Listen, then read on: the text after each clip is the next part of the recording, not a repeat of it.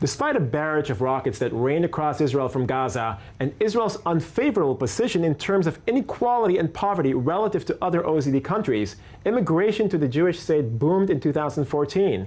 With us to discuss this phenomenon is Guy Rashtick, tax partner in Baker טילי, Israel. Mr. Rashtick, thanks for joining us. Good evening. So how many newcomers and returning residents did we see come into Israel in 2014? Okay, if I'm looking at the figures published by the Jewish Agency, we are talking about almost 8,000 newcomers that came to Israel in 2014, which is almost 3,000 more than the previous year. And well, we can see a very vast growth of the immigrants coming from France, for example, more than 300% of growth. Wow. Compared to last session. Presumably amazing. This is related to political events in France, anti-Semitism. I guess, but if you look at the tax aspects of they're coming to Israel. So what are the supposed benefits to these newcomers? Well, in 2008, the Israeli government has decided to make a very big change regarding the exemptions of the newcomers to Israel, which was part of the 60th anniversary of the Israeli state. Right. The very big advantage is that these newcomers are entitled for a 10 years holiday from paying taxes in Israel regarding the worldwide income that was derived outside of Israel.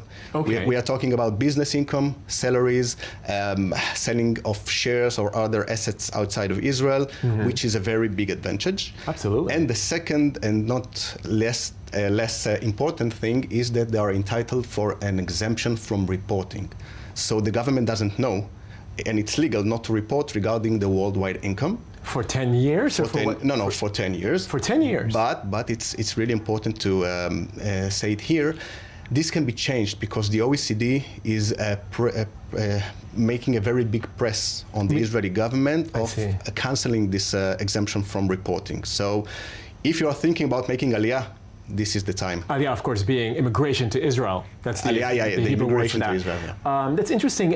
So for 10 years, I mean, of course, this is happening at the same time that that there's an increased focus on tax exemption or tax, not tax exemption, but people basically trying to put their money in different places around the world. There's more of a crackdown on that, isn't there? This is part of the, the criticism of the OECD regarding Israel, because Israel granting like a safe place for the new immigrants, hiding the worldwide income and worldwide assets in terms of not reporting on the 10 years for their income.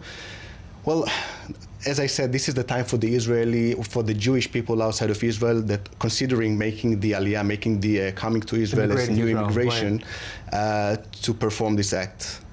It's nonetheless a little baffling considering that, as we saw from recent data from the OECD, Israel still features at the bottom of the OECD countries when it comes to inequality, income inequality, and when it comes to poverty.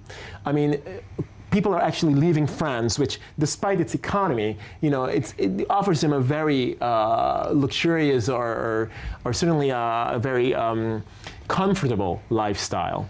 Why would they want to come to Israel? It's really, this tax exemption really is that convincing? Is there anything else? It is. Let's take a state like France. Okay, France taxes its residents on their basis of residency. So if you live in Paris or Lyon or on another place, or even in Canada, you should report on your worldwide income. Coming to Israel can grant you a very, very big advantage because you will not pay any taxes, not in France or Canada because you're not living there anymore, and not in Israel because of this specific exemption. It's a huge advantage. I mean, you can consider. Right. Well, thank you very much, Mr. Guy Rashtick from Baker טילי, Israel. Thank you very much for joining us and giving us more understanding of the pool, so to speak, for people to want to come here. Thank you very much. Thank you very much.